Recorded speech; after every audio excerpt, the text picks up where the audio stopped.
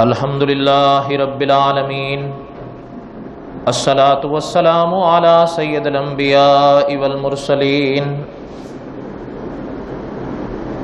اما بعد، اعوذ باللہ من الشیطان الرجیم، بسم اللہ الرحمن الرحیم۔ ان اللہ اصطفى آدم ونوحا وآل ابراہیم وآل عمران علی العالمین،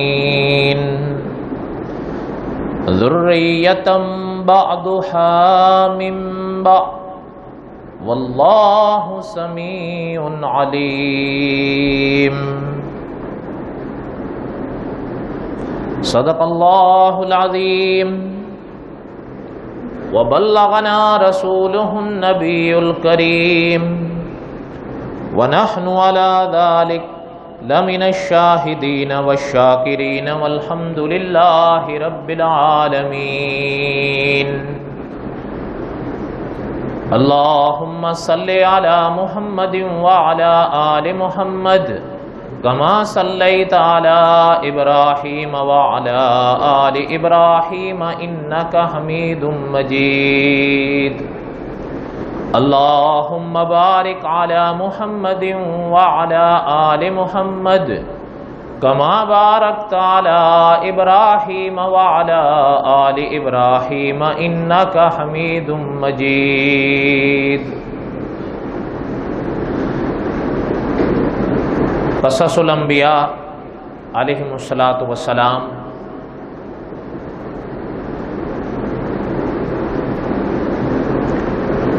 آپ اور ہم پڑھ رہے ہیں، اور حضرت آدم علیہ الصلاۃ والسلام کے کچھ واقعات ہم نے پڑھے، اور اللہ کو منظور ہوا تو کچھ واقعات ہم پڑھیں گے۔ مقصد یہ ہے کہ آپ کا ہمارا حضرت آدم علیہ الصلاۃ والسلام سے انبیاء کی شروعات ہوتی ہے، اور شیخ العرب والعجم حضرت شیخ محمد مکی صاحب کا ایک جملہ قصص الانبیاء میں چھپا کہ حضرت فرماتے ہیں کہ حضرت آدم علیہ الصلاۃ والسلام یہ بنیاد ہے۔ آپ اور ہم اگر حضرت آدم علیہ السلام کا قصہ سمجھیں گے تو باقی انبیاء علیہ الصلاۃ والسلام کے قصص سمجھ سکتے ہیں انشاءاللہ، اور اگر آپ اور ہم حضرت آدم علیہ الصلاۃ والسلام کے ہی واقعے کو نہ سمجھ پائیں تو باقی انبیاء علیہ الصلاۃ والسلام کے قصص سمجھنا یا صحیح سمجھنا یہ ممکن نہیں ہے۔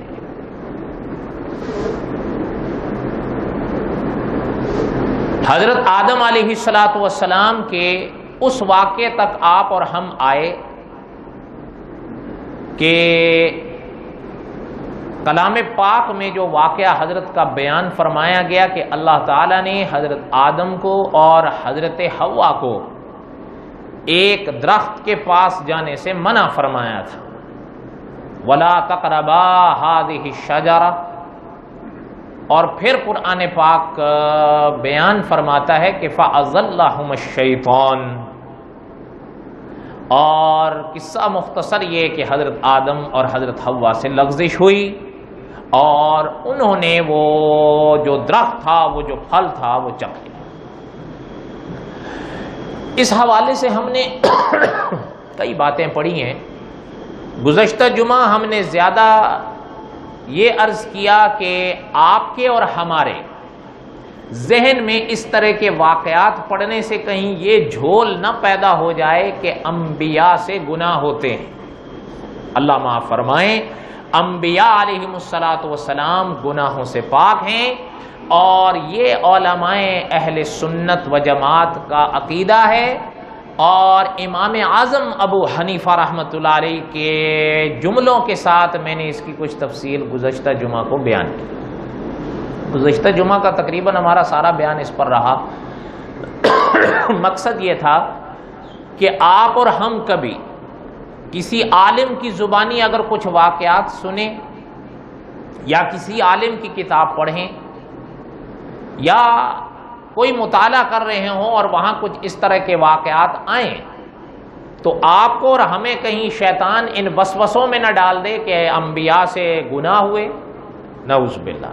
اس لیے اس کی کچھ وضاحت میں نے گزشتہ جمعہ کی، اور اللہ تعالیٰ نے اگر زندگی دی تو انشاءاللہ جس طرح بعض لوگوں نے حضرت آدم علیہ السلام کے بارے میں اس طرح کی باتیں لکھی ہیں، کچھ اور انبیاء علیہ السلام کے واقعات پر بھی کچھ باتیں لکھی ہیں جو انسان کے صحیح عقیدے کو تباہ کرنے والی ہیں، تو ان مواقع پر انشاءاللہ ہم ان کی وضاحت ساتھ ساتھ کرتے چلے جائیں گے۔ مثال کے طور پر کلام پاک میں حضرت یوسف کا واقعہ ہے علیہ السلام، میں صرف ایک مثالی بات عرض کروں، حضرت یوسف علیہ السلام کے واقعات میں زلیخا کا ایک بہت بڑا واقعہ کلام پاک میں بیان کیا گیا ہے۔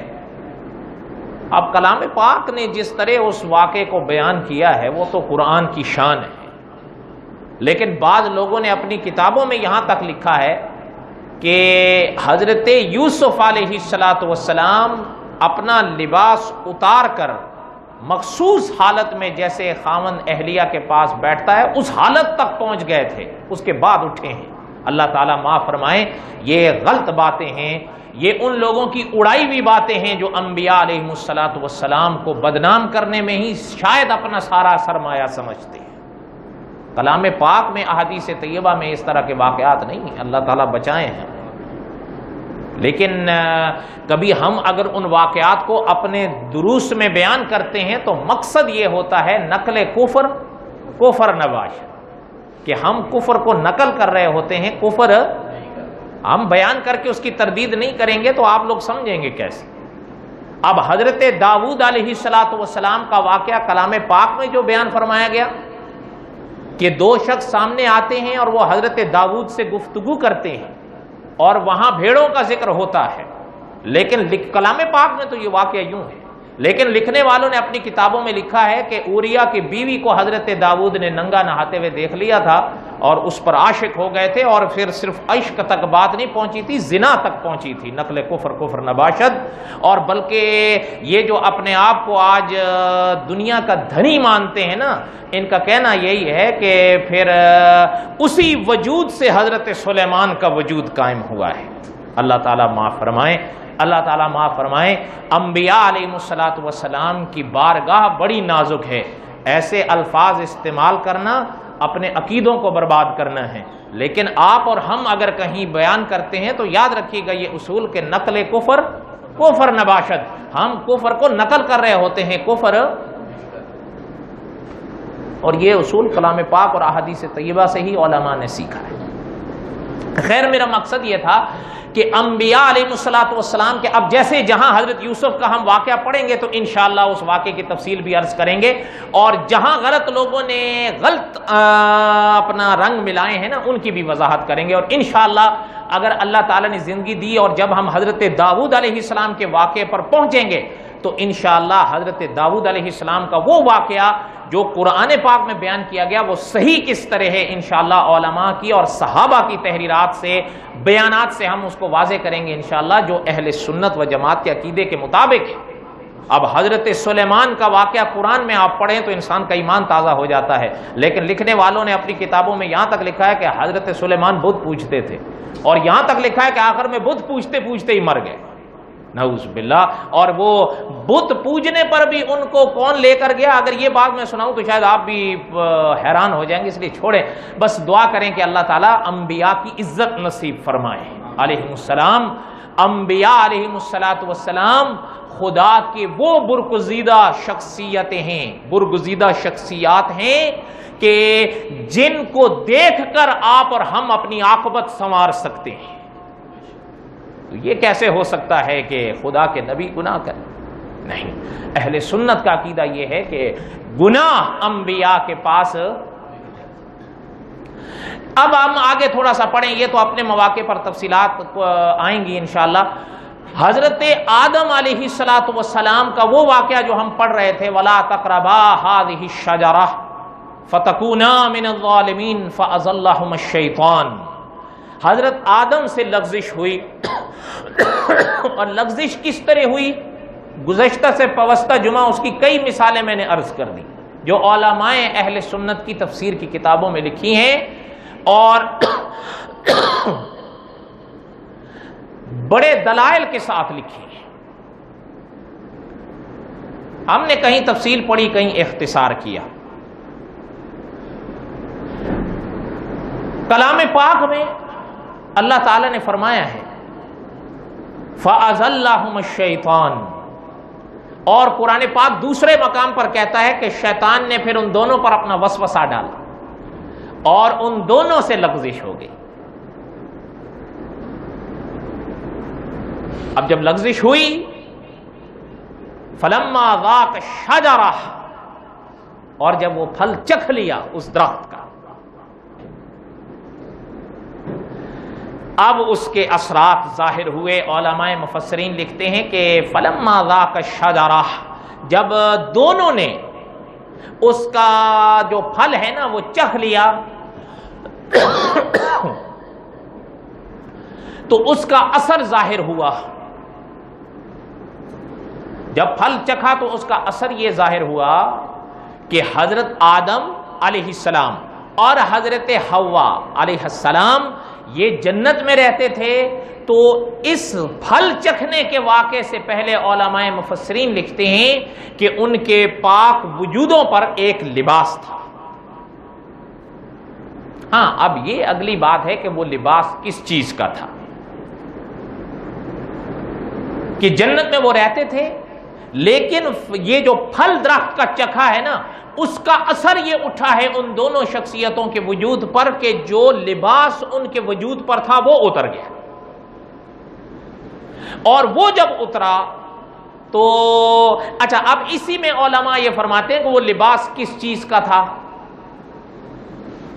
امام ابن کثیر رحمۃ اللہ علیہ تو یہ لکھتے ہیں کہ کتابوں میں اور پرانے اکابرین یوں فرماتے ہیں کہ وہ جو حضرت آدم اور حضرت حوا جنت میں تھے تو ان دونوں کے وجود پر جو لباس تھا وہ نور کا تھا، نورانی لباس تھا جس کے ذریعے ان دونوں کے وجود چھپے ہوئے تھے، ایک دوسرے کے وجود کو نہیں دیکھ سکتے تھے. کان لباسہما نورن، تھا لباس ان دونوں کا نور کا. لیکن ایک بات چلتے چلتے عرض کر دوں، البتہ بعض ہمارے اکابر نے اس تفسیر کے ساتھ تھوڑا سا علمی اختلاف کیا ہے. وہ یہ فرماتے ہیں کہ یہاں پر وضاحت یہ ملتی ہے کہ وہ لباس تھا نور کا، لیکن وہ فرماتے ہیں کہ نہیں، وہ لباس نور کا نہیں تھا. اللہ تعالیٰ نے جنت کا ایک لباس ان دونوں کو پہنایا تھا، حضرت آدم کو بھی اور حضرت حوا کو بھی. اور وہ اپنے اس بات پر سورۃ اعراف کی ہی ایک دوسری آیت پیش کرتے ہیں کہ اس میں اللہ تعالیٰ نے خود لباس کا لفظ استعمال فرمایا ہے. لیکن بہرحال کہنے کا مقصد یہ ہے کہ نور کا لباس ہو یا دوسرا لباس ہو، مقصد یہ کہ لباس تھا، مقصد یہ کہ لباس. اور لباس کیا کام کرتا ہے؟ آپ میرا وجود نہ دیکھیں اور میں آپ کا وجود، ہاں آپ میرا سطر نہ دیکھیں اور میں آپ کا سطر. ہاں یہ ان کے لیے ہم ایک دعوت فکر دیتے ہیں کہ جو شرمگاہوں کو تو سطر میں مانتے ہیں لیکن شاید ان کے نزدیک یہ ران سطر میں داخل نہیں ہے. اگر ایسے کوئی لوگ ہیں اور بالخصوص وہ اپنی نسبت فقہ حنفی کی طرف کرتے ہیں تو یہ غلطی ہے. فقہ حنفی میں یہ ران کا حصہ جو ہے یہ سطر میں داخل ہے. آپ میری ران نہیں دیکھ سکتے اور میں آپ کی ران. سمجھ میں آئی بات یا نہیں سمجھ میں آئی؟ اب نکر پہن کے کھیل کھیلنا جائز ہوا پھر تو نہیں؟ سوچ لیں. اچھا پھر نکر پہن کے کھیل کھیلنا تو جائز نہیں ہے لیکن آپ اور ہم ٹی وی پر بیٹھ کے ان کو نکر میں کھیلتا ہوا دیکھیں یہ بالکل جائز ہے. نہیں بھیا سوچ لیں. اب یہ اگلی گہری بات ہے، آپ کہیں گے یار یہ تو ہمارے کھیلوں پر بھی پابندی لگا رہے ہیں. بہرحال جو مسئلہ ہے وہ مسئلہ ہے، ہم کیا کر سکتے ہیں؟ ہم مسئلے بنا تو نہیں سکتے، بتا سکتے ہیں. حکیم الامت مولانا اشرف علی تھانوی رحمۃ اللہ علیہ سے ایک صاحب نے پوچھا کہ حضرت یہ اپنا مولوی تو خواہ مخواہ لوگوں کو کافر بناتے رہتے ہیں. حضرت نے فرمایا کافر بناتے نہیں، کافر بتاتے ہیں. بس ایک نقطے کا فرق ہے، کافر تو ہوگا وہ اپنے کفریہ عقیدہ اپنانے سے، لیکن جب وہ کفریہ عقیدہ اپنائے گا اور علماء کے سامنے اس کا وہ کفر کھلے گا تو پھر علماء کہیں گے کہ اس کا یہ عقیدہ، تو پھر علماء کافر بناتے ہیں یا کافر بتاتے ہیں؟ صرف ایک نقطے کا فرق. اس لیے اب یہ خیر میں نے ایک دعوت فکر دی ہے، میں کوئی فتویٰ نہیں دے رہا ہوں، آپ کو ایک دعوت فکر دے رہا ہوں کہ یہ ذرا سوچ لیا کریں آپ.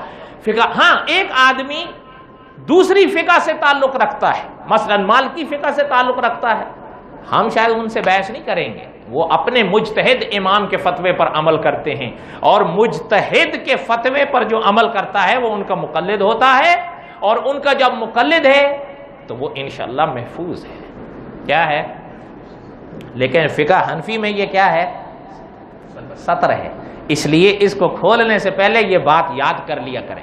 آج کل پتہ ہے، چلیں کھیل تو چھوڑیں نا، دور کی بات ہے، یہ اپنا عام طور پر جو ہمارے گھروں میں ہماری ینگ جنریشن ہوتی ہے وہ کبھی کبھی یہاں تک پہن لیتے ہیں. وہ سوچتے ہیں چلیں جی گھٹنوں تک تو چھپ گیا، اچھا جب بیٹھتے ہیں تو وہ یہاں آ جاتا ہے. اچھا پھر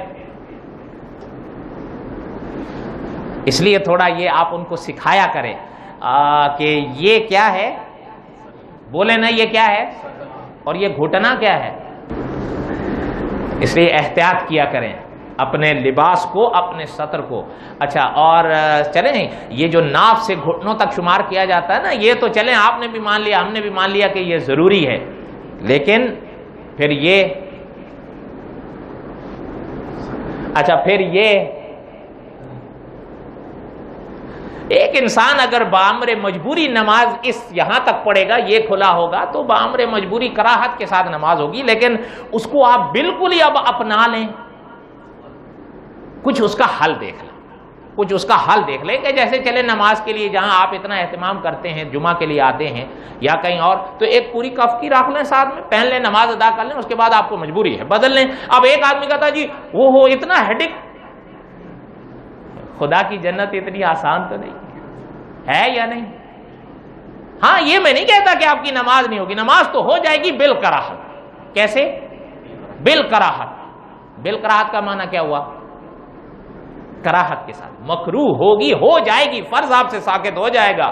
ہاں اس مکروہ کا معنی اکابرین کے فرمان کے مطابق کیا بنتا ہے؟ کچھ نمبر آپ کے نماز کے کٹ جائیں، کچھ نمبر آپ کے نماز کے، ہاں نماز ہو جائے گی لیکن کچھ نمبر آپ کے، اگر مثال کے طور پر ہم نے نماز ادا کی اور وہ اللہ کرے اس نماز پر ہمیں 100 نمبر ملنے تھے، تو اگر ہم نے کوئی ایسی حرکت کر دی تو 3 نمبر منفی ہو جائیں. کتنے ملے؟ اور قیامت کا میدان ایسا ہوگا کہ علماء فرماتے ہیں وہاں انسان ایک ایک نمبر کو ترسے گا. کیا ہوگا؟ اس لیے یہ باتیں ذہن میں رکھ لیں کہ اس کا کوئی حل نکال لیں. کبھی کبھی انسان سہولت پسند ہوتا ہے، اس کے پاس حل موجود ہوتا ہے، کہتا ہے چلو جی سہولت ہے. اچھا اب وہی مکی صاحب والی بات ہے نا کہ تنہم داغ داغ شد پمبا کجا کجا نہم، کہ کس کس بات کا رونا روئیں. آج کل تو ہم نے کئی ایسے بھی دیکھے ہیں، وہ آئیں گے سر پہ ٹوپی ہے یا نہیں ہے لیکن نماز وہ ننگے سر سے پڑھیں. شاید انہوں نے یہ سمجھا ہے کہ ننگے سر نماز پڑھنا زیادہ ثواب ہوتا ہے. مجھے تو یہی خیال آتا ہے. اور کون وہ آدمی ہوگا کہ بھئی سر پہ تو ٹوپی ہے لیکن نماز پڑھتے ہو؟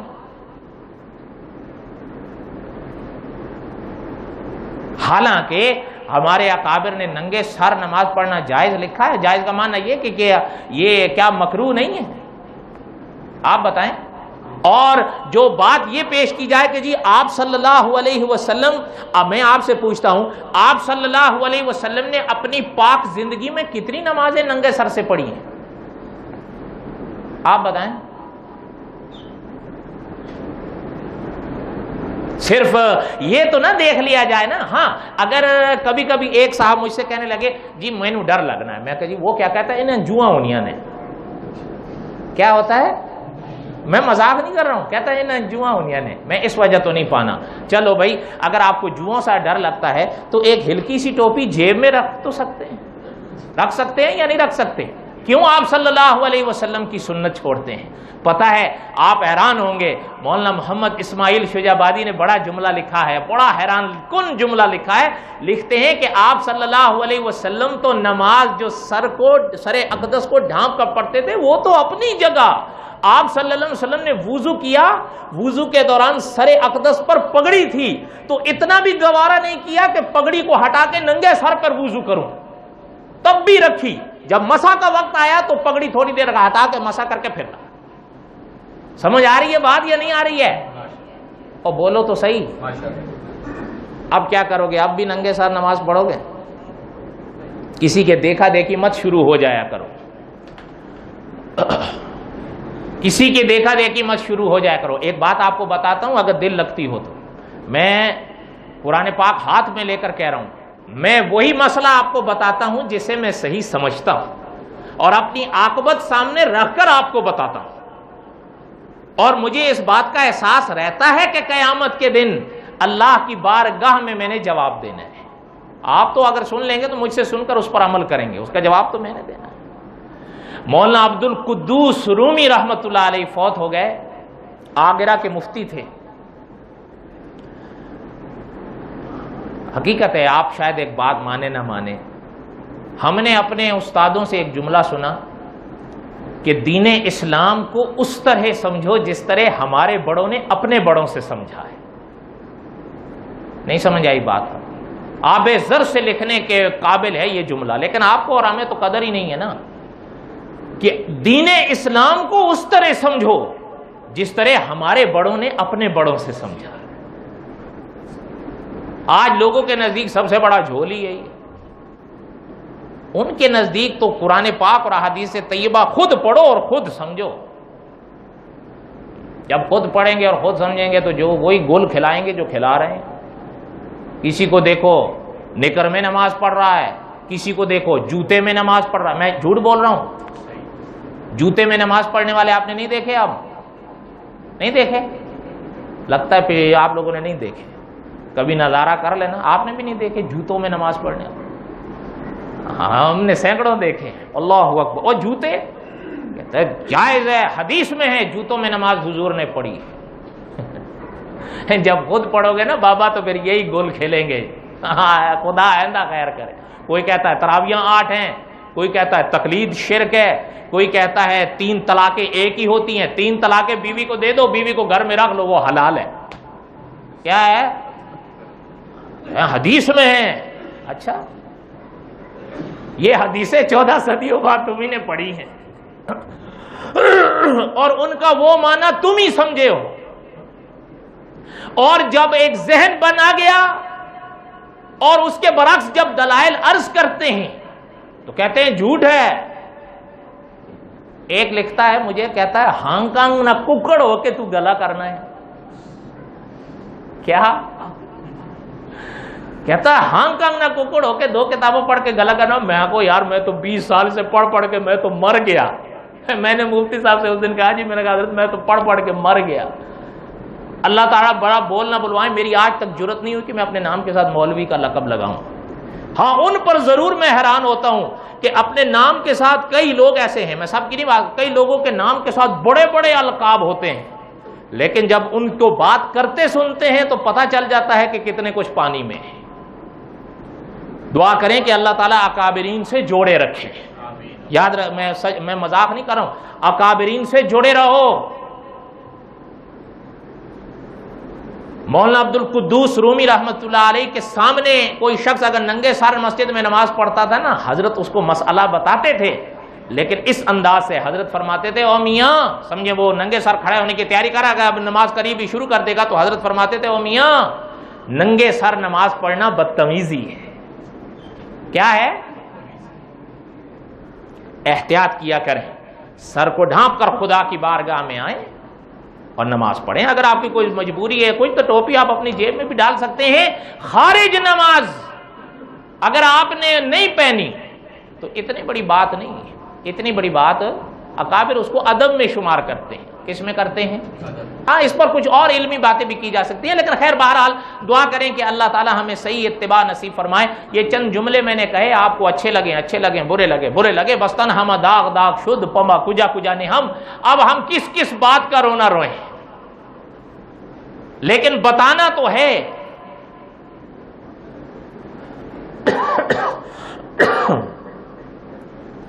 حضرت آدم علیہ السلام اور حضرت حوا پر نور کا وجود تھا، لباس تھا. بعض علماء نے یوں لکھا اور دوسروں نے اس سے کچھ علمی اختلاف کیا، جو میں بات کر رہا تھا. مقصد یہ ہے، خلاصہ اس کے یہی ہے، آپ ان آبھاس میں نہ پڑھیں، میں نے اشارہ طلبہ کے لیے کر دیا ہے. دونوں حضرات کے دلائل وہ پڑھ سکتے ہیں، موازنہ کر سکتے ہیں. آپ حضرات یہ بات ذہن میں رکھ لیں کہ حضرت آدم کے وجود پر بھی لباس تھا اور حضرت حوا کے وجود پر بھی لباس تھا. دونوں ایک دوسرے کے وجود کو دیکھ نہیں سکتے تھے، معصوم تھے. لیکن جس وقت وہ پھل چکھ لیا، فلما ذاق الشجرہ، جب وہ پھل چکھ لیا اس کا اثر یہ اٹھا کہ وہ لباس، بعض علماء یوں لکھتے ہیں کہ وہ لباس اس جنت کے ماحول کے مطابق تھا. کس کے مطابق تھا؟ اس جنت کے ماحول کے مطابق تھا. اور جس وقت وہ پھل کھایا، اس پھل کھانے کا اثر یہ ہوا کہ دونوں کا وہ لباس ختم ہو گیا، اترے. اب کلام پاک میں ہی اللہ تعالی نے واقعہ یہ بیان فرمایا کہ حضرت آدم علیہ السلام اور حضرت حوا جنت کے پتوں کو اپنے وجود پر لگانے لگے اور اپنے وجود اور اپنے صدر کو چھپانے لگے تاکہ ہم برہنہ نہ ہوں. بات سمجھ رہے ہیں یا نہیں سمجھ رہے ہیں؟ اتنی پاک آیتوں کی تفسیر میں علماء مفسرین نے لکھا ہے کہ پتہ یہ چلتا ہے کہ لباس انسان کی فطرت میں داخل ہے. سمجھ آئی بات یا نہیں سمجھ؟ پہلے دن سے انسان کو اللہ نے لباس میں رکھا ہے. یہ شیخ العرب والعجم کی عجیب تحقیق ہے کہ آپ نے دیکھیں، اللہ تعالیٰ رحم فرمائے. ایک تو وہ نظریہ ہے نا ڈارون کا کہ جی انسان پہلے بندر تھا بعد میں انسان بنا ہے، یہ بھی غلط ہے. اور ایک اور نظریہ ہے کہ وہ یہ پیش کیا جاتا ہے کہ جی پہلے انسان جاہل تھا بعد میں متمدن ہوا. جی نہیں، انسان پہلے دن سے عالم تھا. اور حضرت آدم آپ کے اور ہمارے والد اتنے بڑے عالم تھے کہ فرشتوں کے استاد بن کر دنیا میں اترے. اللہ تعالیٰ ہدایت بخشے. یہ کہتے ہو کہ انسان جاہل تھا، اللہ تعالیٰ معاف فرمائے. کہاں جا کر یہ باتیں لے جا رہے ہو؟ میں آپ سے پوچھتا ہوں، حضرت آدم علیہ السلام خدا کے نبی تھے یا نہیں؟ ایک نے تو لکھا ہے، اللہ تعالیٰ رحم فرمائے. ابھی کہہ رہا تھا نا کہ یہ جب خود پڑھیں گے نا تو دعا کریں اللہ رحم فرمائے کہ آگے خیر ہو. ایک نے لکھا، کہتا حضرت آدم کا نبی ہونا ثابت ہی نہیں ہے. لو قصہ ہی ختم شد. کیا؟ پھر تو قصہ ہی ختم شد. کہتا ہوں حضرت آدم، اچھا دلیل کیا ہے؟ کہتا ہے حضرت آدم کو پورے قرآن پاک میں کہیں نبی نہیں فرمایا گیا. کیا نہیں فرمایا گیا؟ اس لیے کہتا ہے حضرت آدم نبی نہیں. صرف دعوے سن کر نا اور دلائل جو وہ دیتے ہیں اپنے ذہن کے مطابق اس پر نثار مت ہو جایا کرو. مجاہد ملت مولانا حفظ الرحمان سیوہاروی رحمت اللہ علیہ نے کم و بیش آج سے 70 سال پہلے لکھا تھا دہلی میں کہ حضرت آدم کے نبی ہونے میں پوری امت صدیوں سے متفق ہے. کیا ہے؟ اللہ تعالیٰ آپ کو بولنے کی توفیق دیں. حضرت آدم خدا کے نبی تھے یا نہیں؟ ذرا مل کے بولو. اپنے عقیدوں کو صاف رکھو.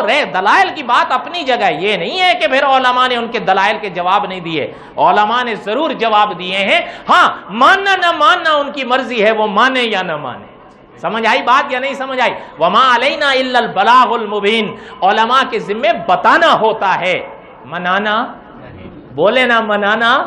آپ کو ہمارے علماء، ہمیں ہمارے علماء بتا سکتے ہیں، منوا تو. بلکہ آپ خود کیوں دور جاتے ہیں؟ آپ خود کیوں دور جاتے ہیں کہ اپنا رشتہ دار دم توڑ رہا ہے. حضرت محمد الرسول اللہ صلی اللہ علیہ وسلم دین اسلام پیش فرماتے ہیں. وہ کیا کرتا ہے؟ اقرار کرتا ہے یا انکار کرتا ہے؟ انکار کرتا ہے. آپ صلی اللہ علیہ وسلم کے چہرے پر غم کے آثار ظاہر ہوتے ہیں کیونکہ اس کا دم ٹوٹ گیا. حضور کا چہرہ اداس ہوا، دل اداس ہوا. کہ جنہوں نے کئی زندگیوں کے مرحلوں پر ساتھ دیا آخرت سے منہ موڑ گئے، لیکن اداس ہو کر جو حضور اٹھے ہیں صلی اللہ علیہ وسلم، صحابہ بھی غمگین ہوئے، لیکن اللہ نے جو کلام پاک نازل فرمایا اِنَّكَ لَا تَهْدِي مَنْ أَحْبَبْتَ وَلَكِنَّ اللَّهَ يَهْدِي مَن يَشَاءُ، میرے نبی ہم ہدایت ہمارے قبضے میں ہے، ہم جیسے چاہیں ہدایت دیں۔ کوئی بات سمجھ میں آ رہی ہے یا نہیں سمجھ میں آ رہی ہے آپ کو؟ روزہ ہے آپ لوگوں کا آج، کبھی کبھی نفلی روزے بھی رکھ لیا کرو یار، جب بھی پوچھو رکھ لیا کرو کبھی کبھی۔ پتہ ہے مولانا منظور نعمانی رحمۃ اللہ نے لکھا ہے کہ ماہ رمضان کے روزے آپ کے لیے ہمارے لیے مشکل کیوں ہوتے ہیں؟ کیونکہ آپ اور ہم نفلی روزوں کے عادی نہیں ہیں۔ خیر بہرحال یہ تو ایسے ایک لطیفہ ہوا یار، وہ بھی خیر ایک خیر کی ہی بات ہے اگر آپ سمجھیں۔ حضرت آدم علیہ السلام اور حضرت حوا کا وہ لباس اترا، وہ جنت کے پتوں سے اپنے سطر کو ڈھانپنے لگے اور حضرت آدم میں بھاگے آگے۔ اچھا جب بھاگے تو اللہ نے فرمایا کہ افرار منی یا آدم مجھ سے بھاگ رہے ہو؟ تو حضرت آدم نے فرمایا کہ قال لا یا ربی، یا میرے خدا میں کیسے آپ سے بھاگ سکتا ہوں، بس مجھے شرم آ گئی ہے۔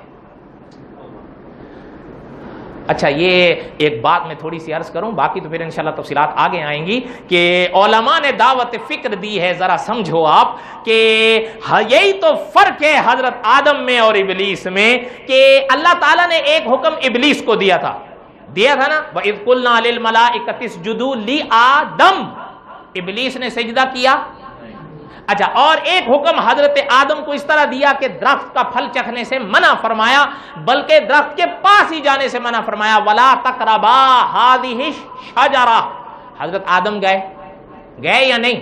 اب ظاہری طور پر دیکھیں لغزش تو ہوئی نا، ہوئی یا نہیں؟ حضرت آدم سے ہوئی نا، لیکن فرق دیکھیں کہ جب ابلیس کو اللہ تعالیٰ نے یہ بات ارشاد فرمائی کہ تو نے یہ کیوں نہیں کیا، آکڑ گیا اور آکڑ گیا، آج تک آکڑا ہوا ہے، قیامت تک آکڑا رہے گا۔ لیکن حضرت آدم سے وہ گناہ بھی نہیں تھا، وہ لغزش تھی، لیکن باوجود اس کے کہ جب لغزش ہوئی تو احساس ہوا تو اسی وقت شرم اور پچھتاوے کا اظہار کر دیا کہ اللہ مجھے شرم آ رہی ہے۔ یہی اکابر فرماتے ہیں حضرت آدم سے تو لغزش ہوئی تھی، آپ اور ہم تو گناہ کرتے ہیں، کبھی زندگی میں کبھی ایسے مرحلے آئیں تو اپنے والد کے اسوے کو سامنے رکھو، اگر گناہ ہو جائے تو پھر اس پر ڈھیٹ مت ہو جاؤ، بلکہ کہہ دو ربنا ظلمنا انفسنا وَإِن لَّمْ تَغْفِرْ لَنَا وَتَرْحَمْنَا لَنَكُونَنَّ مِنَ الْخَاسِرِينَ۔ اور ایک نقطہ بھی سنتے جائیں، حکیم الامت مولانا اشرف علی تھانوی رحمۃ اللہ علیہ لکھتے ہیں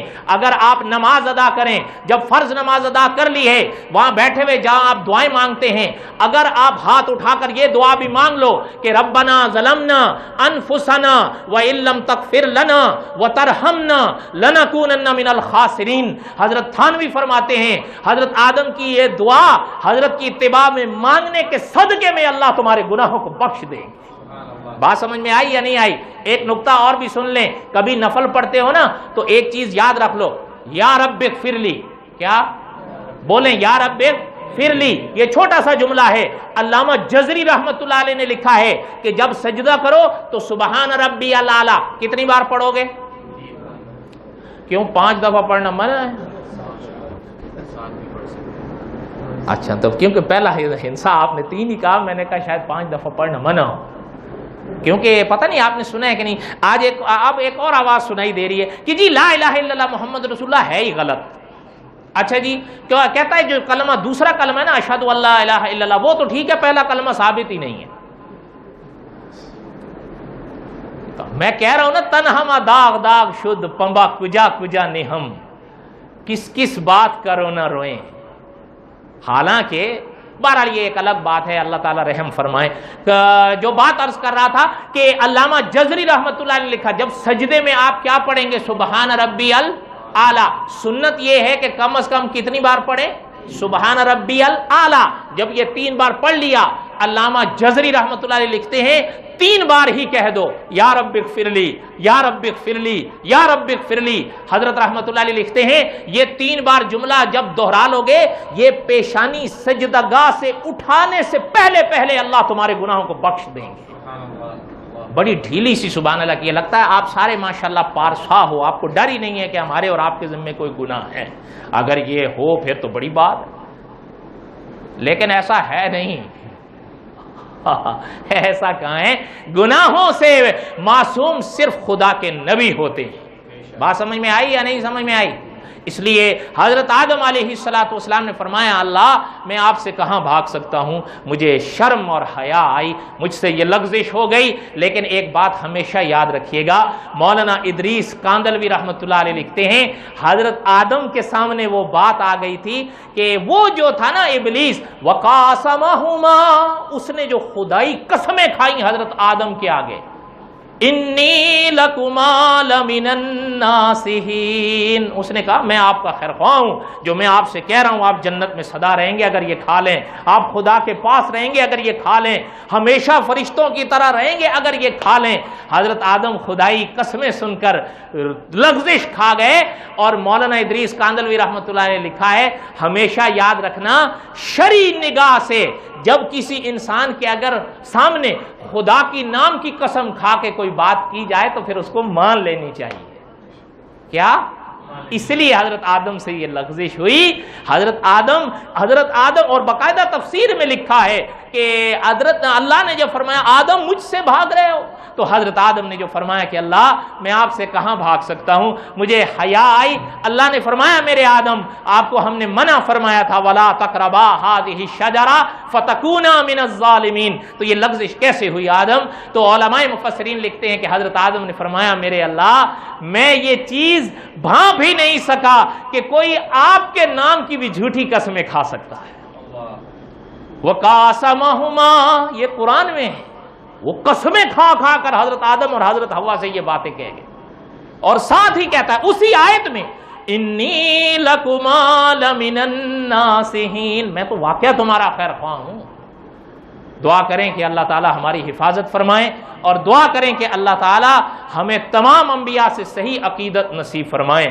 خدا کے نبی آپ کے لیے ہمارے لیے ہمیشہ اسوہ ہوتے ہیں کہ خدا کے نبیوں کی پاک زندگیاں سامنے رکھ کر ہی آپ اور ہم اپنی زندگیاں سنوار سکتے ہیں۔ صحیح بات ہے یا نہیں؟ یہ حضرت آدم کی شان ہے۔ حضرت آدم سے لغزش ہوئی، لیکن حضرت آدم علیہ السلام کس طرح پھر روئے ہیں، اور ایک نہیں پھر سنیے گا آپ کے کیسے روئے ہیں۔ اللہ نے اگر موقع دیا تو اس کے بعد جو اللہ تعالیٰ نے پھر ان کو اترنے کا حکم دیا کہ اب نکلو یہاں سے، انشاءاللہ اب یہ تفصیلات ہم پڑھیں گے، اور اللہ تعالیٰ کو اگر منظور ہوا تو حضرت آدم کا وہ جو واقعہ ہم نے شروع کیا قصص الانبیاء کے حوالے سے، اگلے جمعہ ہم انشاءاللہ 1 سال کے بعد وہاں پہنچیں گے جب حضرت آدم وہاں سے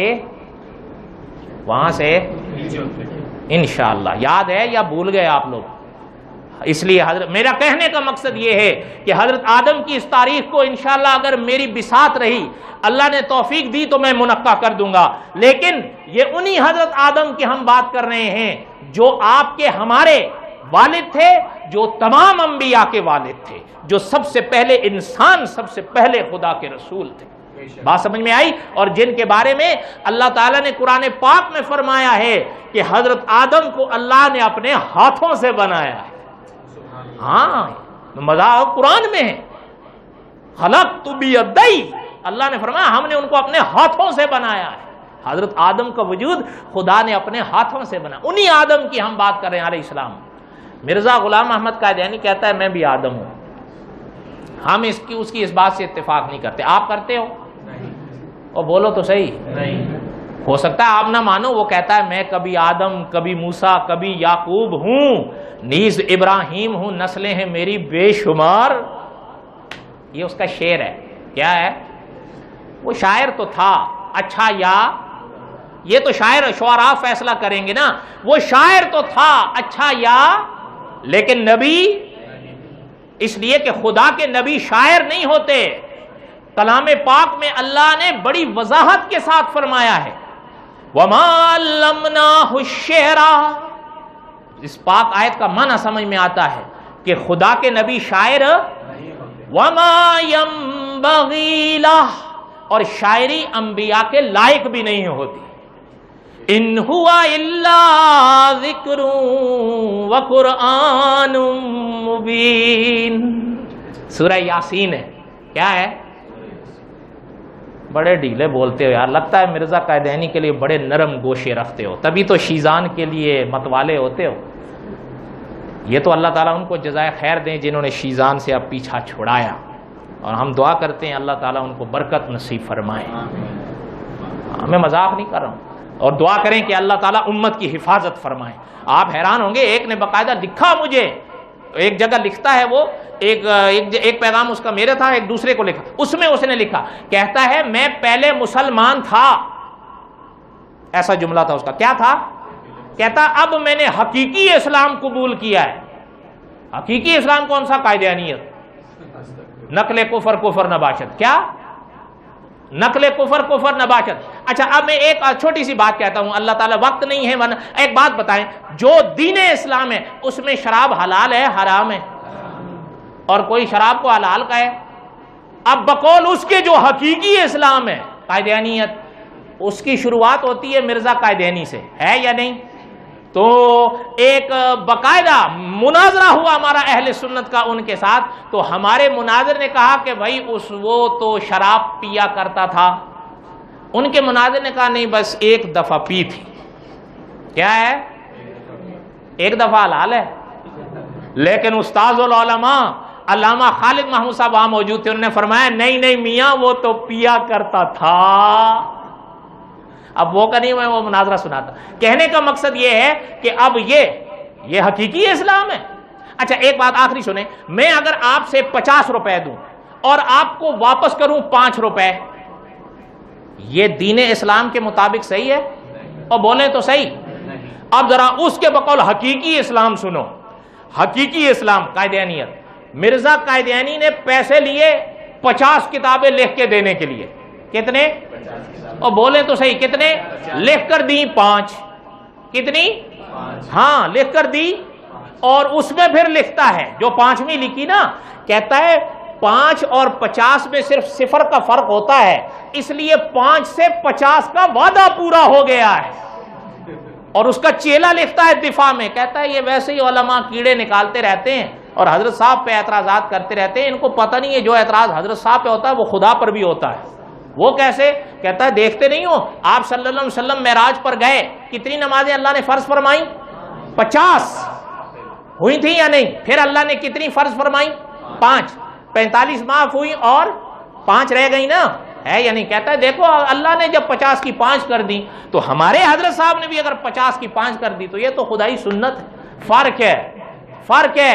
حدیث بیان کرتی ہے آج آپ اور ہم پڑھتے 5 ہیں، خدا ثواب 50 کا دیتا ہے.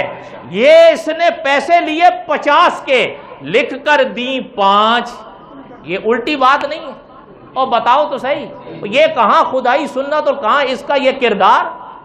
آپ اور ہم پڑھے 5 اور ثواب خدا دے 50 کا. ہم دے رہے ہیں، وہ دے رہا ہے 50 کا. یہ پیسے لے رہا ہے 50 کے اور لکھ کر دے رہا ہے. یہ حقیقی اسلام. وما علینا الا البلاغ المبین.